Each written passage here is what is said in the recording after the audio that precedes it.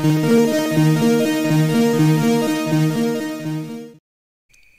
jumpa lagi dengan saya di kuliah Apoteker Anton. Dan kali ini kita akan meneruskan pembahasan tentang pelayanan informasi obat. Dan di video ini adalah video keempatnya, kita akan spesifik membicarakan tentang bagaimana membuat media. Maksudnya media bisa dalam bentuk, media itu bisa dalam bentuk macam-macam ya, bisa newsletter, bulletin, isi website atau blogs, kemudian konten sosial media, konten video, nah dan juga brosur yang sederhana ya. Nanti yang kita bahas di sini salah satu contohnya adalah brosur gitu ya, tapi prinsipnya bisa kita pakai untuk mengembangkan banyak media-media yang lain. Baik, nah ini menjadi bagian sebagaimana yang saya telah jelaskan di video-video sebelumnya. Pembuatan media ini juga menjadi bagian dari kegiatan Pusat Layanan Informasi Obat atau pelayanan informasi obat yang dalam bentuk kegiatan atau kelompok kegiatan proaktif ya, proaktif menjangkau publik ya, yang tidak patient spesifik. Kalau patient spesifik yang menjawab pertanyaan, kalau yang ini yang tidak patient spesifik. Nah, mari kita lihat dulu proses komunikasi kesehatan secara umum itu seperti apa. Kalau kita lihat ada beberapa langkah ya. Yang pertama adalah pengembangan rencana, perencanaan dan juga pembuatan strategi. Kemudian yang kedua mengembangkan dan juga mengetes, pretesting. Jadi sebelum dirilis medianya itu juga perlu di pretest dulu, kita pretest dulu, kita nilai dulu yang di tim pembuat ini ya, tentang konsepnya, pesan-pesannya apa, kemudian bahan-bahannya yang diperlukan apa saja. Kemudian baru penerapan programnya, setelah itu assessing effectiveness ya, dilihat efektivitasnya seperti apa, dan kalau perlu ada feedback atau setelah evaluasi bisa digunakan untuk memperbaiki hasilnya di kemudian hari. Jadi pembuatan media itu tidak sekedar, kalau dilihat dari proses ini, tidak sekedar saya bisa bikin gampang lah brosur lah, paling isinya kayak gini, atau misalnya sama seperti proses saya membuat video pembelajaran ini, seharusnya bisa lebih kompleks, tapi karena waktu yang sangat terbatas dan juga skill sarana prasarana yang sangat terbatas, sehingga tidak bisa dibuat video yang betul-betul bagus, bisa ada animasinya dan lain sebagainya karena membutuhkan editing dan lain sebagainya. Jadi memang betul-betul video yang saya buat ini memang menggantikan proses belajar mengajar di kelas, hanya saja pre-recordednya. Jadi saya ngomong sebelum di jam kuliah yang ada ya, yang sudah ditetapkan, sepakati itu ya. Nah, proses yang bisa dilakukan bisa lebih kompleks demi ya effectiveness, demi keefektifan media ini agar bisa betul-betul menjangkau, bisa berkomunikasi gitu, apa pesan yang diinginkan untuk sampai memang betul-betul sampai ya, meskipun tidak untuk semua orang, tapi yang pernah menerima itu paling enggak adalah pesan-pesan utama yang nyantol gitu ya, yang bisa terekam, teringat begitu ya, sehingga bisa kemudian suatu saat mencari informasi lagi dan lain sebagainya. Nah, ketika seperti itu medianya sudah menjadi efektif begitu. Dan di zaman sekarang ini saya kira tidak begitu sulit sama seperti dulu, karena banyak aplikasi yang ada, misalnya untuk desain ada contohnya seperti merek gitu, Canva gitu ya, yang tanpa skill desain yang advance gitu, seseorang sudah bisa membuat penampilan atau membuat desain yang menarik begitu ya. Contohnya PPT saya ini, misalnya PPT ini hanya pakai dari template yang sudah ada secara gratis di internet dari Slides Carnival gitu ya. Saya tinggal milih, tinggal pakai, jadi. Dan asal kita mau agak ribet, misalnya install fonts, download, instalasi font yang memasang font yang sesuai dengan arahannya, dijamin secara look itu relatif bagus gitu. Kita nggak perlu memilih-milih font lagi dan lain sebagainya. Sekarang ini banyak yang instan, yang bisa dimanfaatkan dalam mengembangkan media komunikasi kesehatan. Baik, nah sekarang kita lihat dulu sedikit ya tentang komunikasi itu seperti apa. Komunikasi kalau di masa lalu sederhana, cukup sederhana. Dari konsepnya ya dilihat dari interaksi antara pengirim pesan, pesannya sendiri, penerima, channel, saluran yang digunakan untuk mengirimkan pesan, kode atau simbol-simbol yang ada di dalam pesan, dan juga noise, gangguan saat pengiriman pesan atau penerimaan pesan yang mungkin muncul dan mengganggu sehingga menyebabkan distorsi dari pesan gitu ya.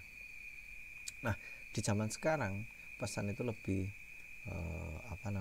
dipahami lebih komprehensif lagi, tidak sekedar dari beberapa unsur tersebut, tapi juga bisa dilihat situasi lingkungannya ya. Lingkungan ada di ya empan papan gitu ya, tahu tempat gitu ya. Kemudian experience, pengalaman yang sudah ada terkait dengan penyampaian pesan tersebut ya, feedback, socio-cultural context dan lain sebagainya yang bisa semuanya bisa mempengaruhi proses komunikasi. Jadi ada lebih banyak lagi faktor yang komunikasi tidak dipandang sebagai yaitu aja pengirim pesan, pesannya sendiri, penerima, noise dan lain sebagainya yang bisa melengkapi itu, tapi macam-macam ya, konteksnya apa, kita ngomong kepada siapa, target audiensnya siapa, sosial konteks sosio budayanya seperti apa gitu. Baik. Ya, maksudnya apa ini? Jadi dalam proses komunikasi salah satu hal yang penting untuk diperhatikan adalah persepsi. Jadi persepsi adalah letak dari komunikasi itu bisa berhasil atau tidak gitu ya. Jadi persepsi terhadap sesuatu, misal kita ingin mengkampanyekan misalnya tentang bahaya sesuatu, bahaya misalnya tidak pakai sunscreen ketika kita main ke laut begitu ya, maka bisa jadi karena kita ingin mengangkat persepsi bahwa ini berbahaya, bisa jadi gambar yang kita sampaikan itu gambar yang aneh-aneh, misalnya tentang kondisi kulit yang mengalami kanker akibat tidak menggunakan sunscreen secara berkala atau terus-menerus akibat paparan UV yang berlebihan gitu ya. Nah, misalnya seperti itu, atau apalah yang bisa, karena yang kita ingin sampaikan bahaya, kita ingin penerima pesan memiliki persepsi tertentu, maka kita ilustrasikan dengan sesuatu yang bisa mencerminkan atau bisa memantik persepsi tersebut ya. Jadi persepsi itu penting ya, karena bisa memandang itu. Dan saya kira para pembuat hoax itu betul-betul menurut saya keren gitu ya. Di satu sisi bisa kita sebut keren karena dia bisa mempengaruhi banyak orang meskipun mereka anonim gitu ya. Misalnya ketakutan terhadap vaksinasi terhadap orang tua saat ini itu digodok sedemikian rupa sehingga menyingkirkan ya, misalnya pertimbangan seseorang akan manfaat yang lebih besar. Ketakutan terhadap efek samping vaksinasi, terhadap adverse effect yang dialami oleh vaksinasi pada lansia, ini bisa jadi lebih besar daripada, ini nampak lebih besar, persepsinya kayaknya lebih besar, padahal sebenarnya manfaatnya lebih banyak, lebih membahayakan lansia yang tidak divaksinasi untuk berisiko terpapar COVID dibandingkan dengan risiko munculnya adverse event gitu. Apalagi ketika media juga membantu menyebarkan informasi yang kurang akurat dengan cara yang kurang tepat, tapi kemudian ditangkap secara sepenggal-sepenggal dan beringasan oleh banyak pembaca atau penikmat informasi-informasi yang semacam teori konspirasionis dan lain sebagainya seperti itu. Misalnya saat ini di Indonesia yang sudah menjalani vaksinasi yang sudah full sampai 2 itu jutaan orang, 2 juta lebih ya. Coba mana laporan adverse event ya, atau mungkin lebih spesifik ke adverse drug reaction yang berbahaya. Apakah banyak? Misalnya ada berita seseorang yang meninggal setelah mengalami vaksinasi, apakah itu betul-betul bisa langsung dinisbatkan kepada vaksinasi tersebut, atau dia memang memiliki kondisi tertentu yang sebelumnya sudah parah. Nah, ini yang seringkali ditangkap sepotong-sepotong, tidak dikaji terlebih dahulu, tidak ada rilis dari pihak yang berwenang atau peneliti yang terkait,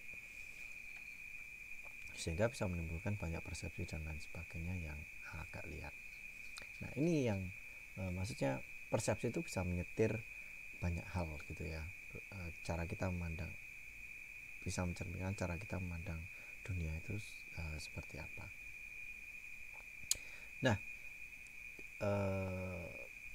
pada komunikasi juga perlu kita berprinsip bahwa informasi yang kita komunikasikan, yang kita sampaikan belum tentu ya, dengan media yang kita punyai, dan tentunya media satu dengan yang lain punya kelebihan dan kekurangan, belum tentu ini mudah dipahami. Dan juga ketika bisa dipahami, belum tentu ketika memang komunikasi ini bermaksud untuk mengubah behavior, mengubah perilaku, belum tentu juga bisa dilakoni gitu ya, dilakoni oleh penerima pesan ya. Jadi kita harus sadar ini dari awal ketika kita melakukan komunikasi kesehatan. Ada sekitar 5% saja yang menerima informasi itu kemudian mengadakan perubahan perilaku, meskipun secara temporer itu sudah bagus sekali. Baik, nah kemudian karena itu ya, maka pesan-pesan yang kita sampaikan perlu mudah untuk dipahami, tidak terlalu bulat, tidak banyak istilah-istilah teknis atau jargon-jargon yang menyulitkan seseorang untuk memahami pesan asli yang ingin kita sampaikan. Dan pesannya apa saja itu perlu didaftar atau dipilih, kemudian diseleksi mana yang penting untuk dimasukkan ke dalam media informasi, diberi penekanan-penekanan dengan cara pengulangan-pengulangan sehingga orang mudah ngeh dengan atau selalu terngiang dengan itu, dengan asumsi bahwa informasi yang diberikan kalau itu tertulis berarti dibaca dari awal sampai akhir ya, meskipun itu tidak semua seperti itu, idealnya seperti itu gitu ya. Nah, kalau dicontohkan ya salah satu media dalam proses pembuatan media, misalnya salah satunya adalah pamflet atau brosur. Nah, biasanya kita pilih brosur yang lipat 3 begitu ya, karena kalau lipat 2 susah untuk bawanya, lipat 3 lebih mudah dibawa, meskipun ya banyak brosur yang kemudian berujung di tempat sampah begitu ya. Kalau kita mau merencanakan membuat brosur, berarti kita harus jelas mau ya bikin brosur yang seperti apa, karena nanti terkait dengan layout. Nah, kali ini dan ke belakang kita akan membahas lebih teknis terkait dengan beberapa aspek desain gitu ya, yang berhubung yang akan bisa mempengaruhi proses komunikasi. Kalau dilihat tujuan komunikasi adalah memberikan, bisa jadi tujuan komunikasi adalah informatif, dalam arti pesan dan gaya penyampaian informasi secara informatif. Bisa juga instruksional, jadi dengan memberikan langkah-langkah gitu ya, langkah-langkah cuci tangan yang benar. Nah, biasanya banyak sekali poster itu sekarang ini, dan itu instruksional, jadi ada petunjuk bagaimana cara melakukan sesuatu secara bertahap. Pertama dan lain sebagainya. Pertama, terakhir seperti apa, kemudian mungkin bisa dibuat siklus gitu ya, secara berulang dan lain sebagainya. juga bisa persuasif ya, dengan menggunakan manfaatkan ketakutan seseorang terhadap sesuatu, kemudian bisa pakai jadi negatif and positive approach ya, yang kayak gini jelek, yang kayak gini bagus, saling mengcounter, jadi tahu misalnya dengan hambatan kalau melakukan ini tuh ini manfaatnya apa saja dan lain sebagainya. Banyak hal yang bisa tujuan komunikasi harus juga dirumuskan ya, agar jelas bagaimana cara kita menyampaikan atau apa saja yang perlu kita sampaikan. Nah, ini teknik desain ya, secara general banget desain. Nah, secara mendasar gitu. Dalam membuat media ya, ketika kita tadi sudah merumuskan kita mau ngapain dengan apa yang mau kita lakukan, mau secara informatif, instruksional, atau persuasif, atau gabungan ketiganya ya, atau gabungan salah dua di antara tiga tersebut. Nah, jadi harus jelas kalau kita melangkah, harus jelas dulu kalau kita melangkah ke teknisnya, kemudian kita memilih warna dan lain sebagainya, kita perlu melihat ya bagian yang terang yang mana, yang gelap yang mana. Kalau belakangnya biasanya background gelap, berarti tulisannya terang gitu ya, jangan gelap tambah gelap gitu ya. Kemudian kita juga harus memperhatikan juga target kita itu siapa, dan perlu sensibel juga dengan mereka yang mengalami buta warna, sehingga pilihan warna semacam merah dan hijau biasanya agak dihindari jika memang mungkin salah satu target yang kita inginkan adalah mereka yang menyandang kebutaan warna. Nah, ada banyak teorinya, dan ini hanya dari desain Mantic gitu ya, ambil dari internet saja begitu.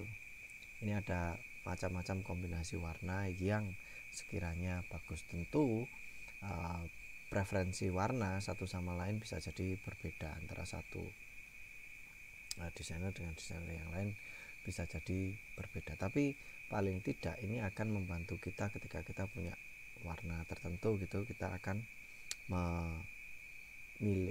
memberi batasan gitu, agar pemilihan warna tidak terlalu liar begitu, tidak ke mana-mana.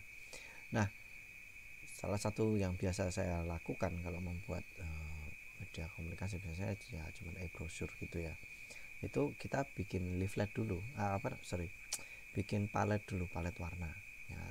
Bikin palet warna, kita mau pakai berapa warna, 5 warna, 6 warna, 7 warna, 8 warna, gradasinya seperti apa saja warna yang kita pilih, match atau tidak, kita cocokkan dulu, kita buat eksperimen.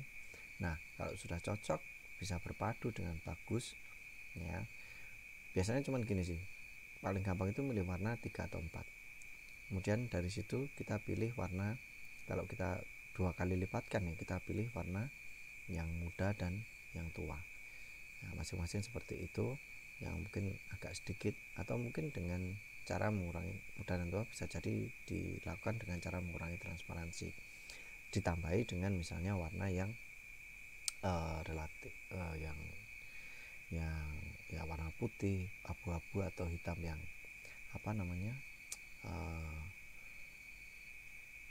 akromatik gitu ya, yang itu aja gitu ya, sebagai basis, misalnya sebagai contoh seperti itu.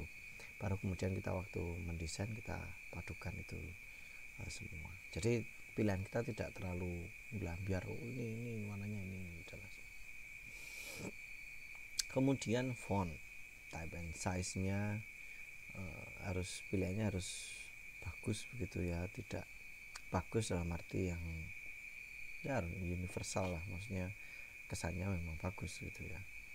Biasanya untuk media komunikasi kesehatan perlu dipilihkan font yang mudah dibaca, dan biasanya yang sans serif Ya, kalau tipe serif itu berarti yang pakai lengkung-lengkung gitu di ujung-ujungnya, misalnya Times New Roman itu di ujung-ujungnya ada kayak keritingnya sedikit begitu ya. Kalau sans, serif sans itu artinya tanpa, ya berarti tanpa lengkung-lengkung itu. Jadi seperti di kalimat yang use a font that is easy to read, nah itu dia sans serif, termasuk kelompok sans serif. Avoid fancy fonts, funky arty fonts ya, juga Comic Sans gitu ya, karena hanya kesannya saja untuk anak-anak, target audience anak-anak, that's okay. Tapi untuk orang dewasa seakan-akan seperti kekanak-kanakan begitu ya. Lebih baik mungkin handwriting atau apa yang lebih lebih artistik gitu. Baik, kemudian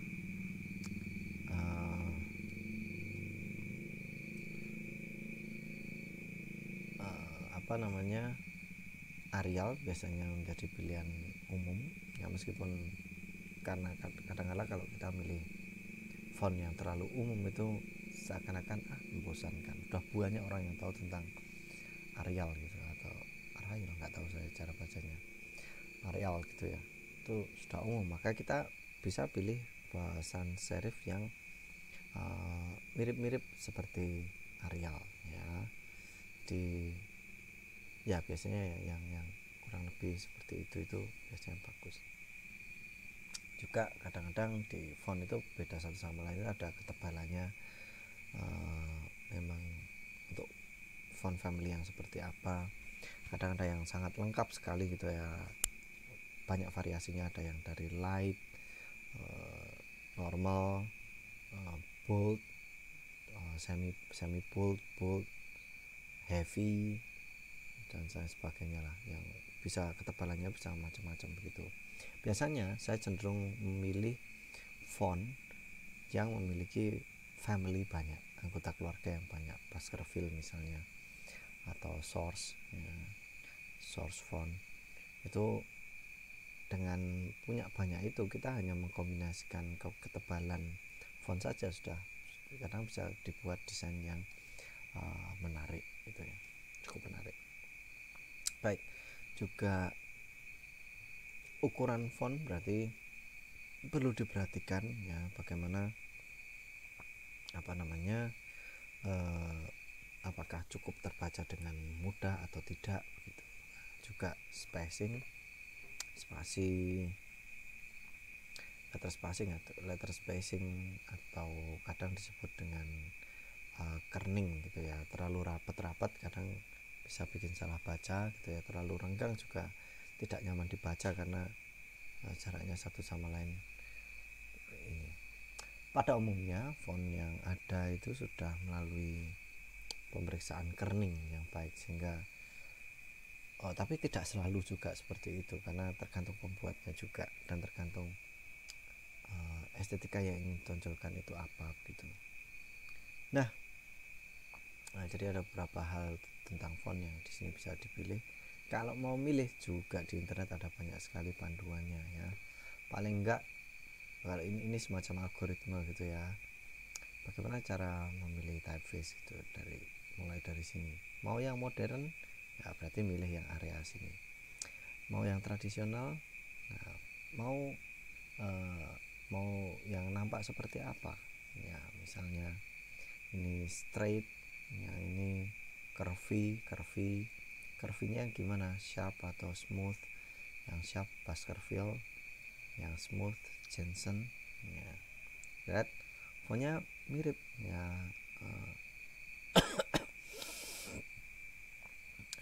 sans gitu ya, serif gitu ya. Nah tapi kita lihat yang klasik seperti ini biasanya ya berbeda satu sama lain, jelas berbeda.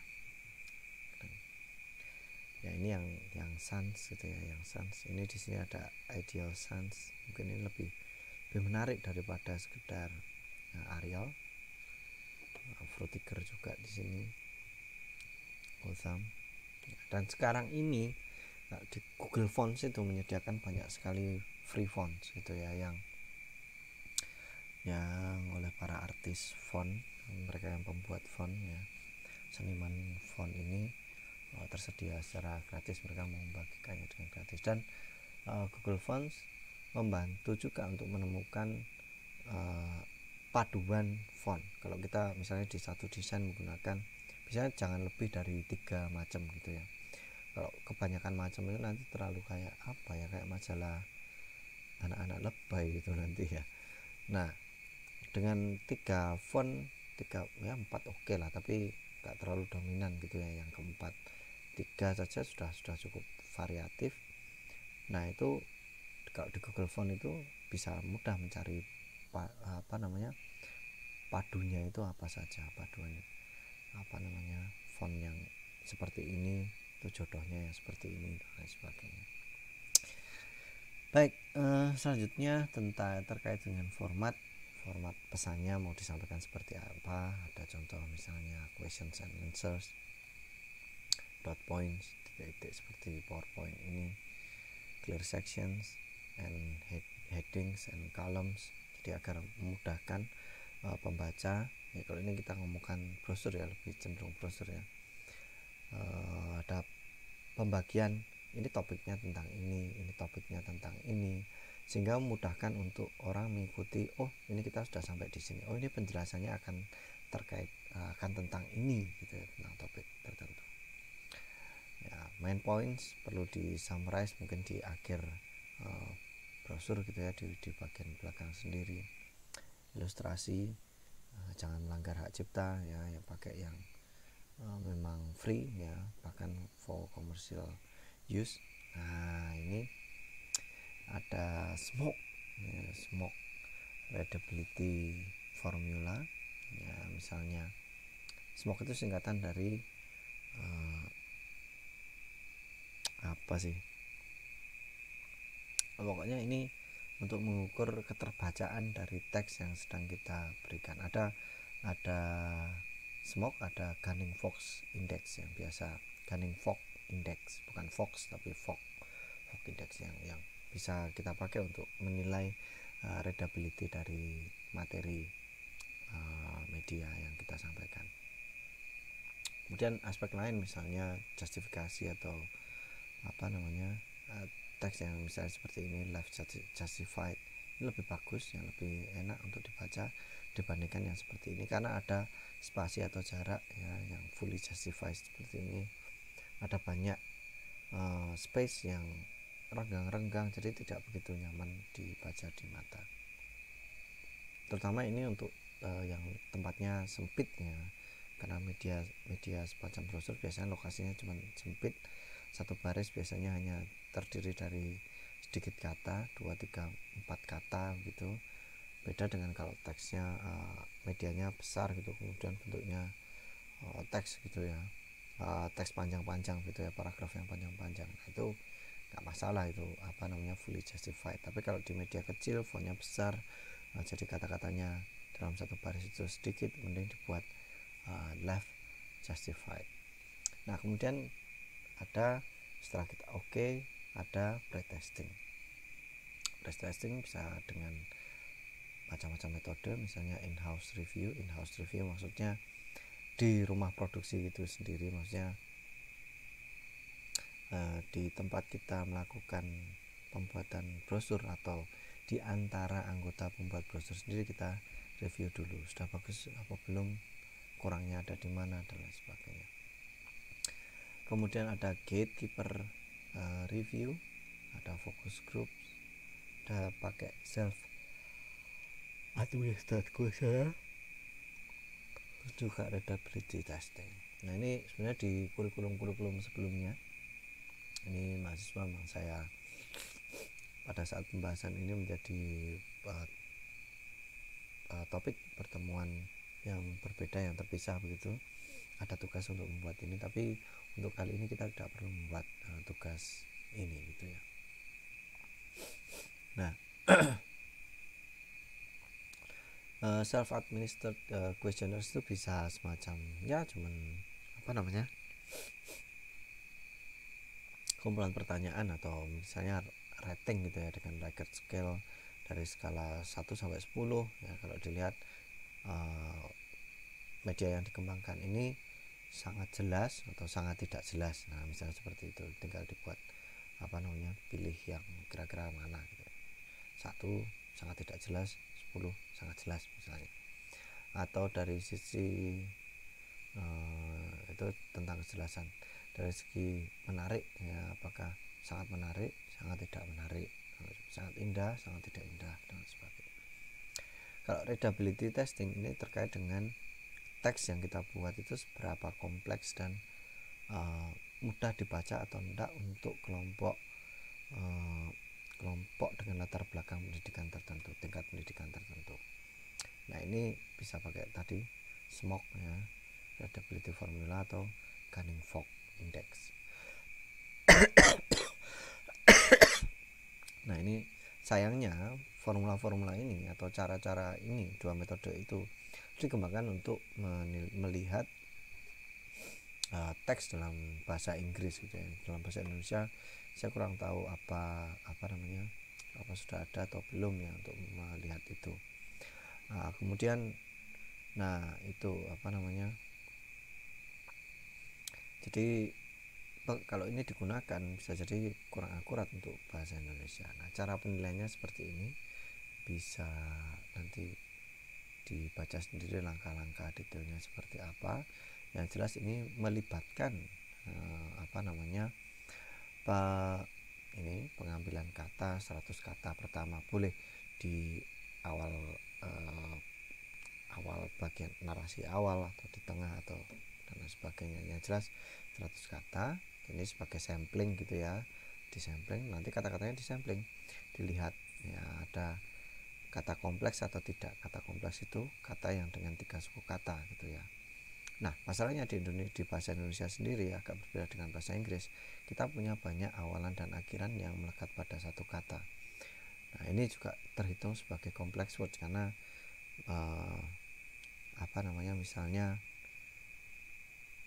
kata laku misalnya bisa tambahi perlakuan, itu sudah langsung kompleks. Tapi kalau hanya dipakai laku ya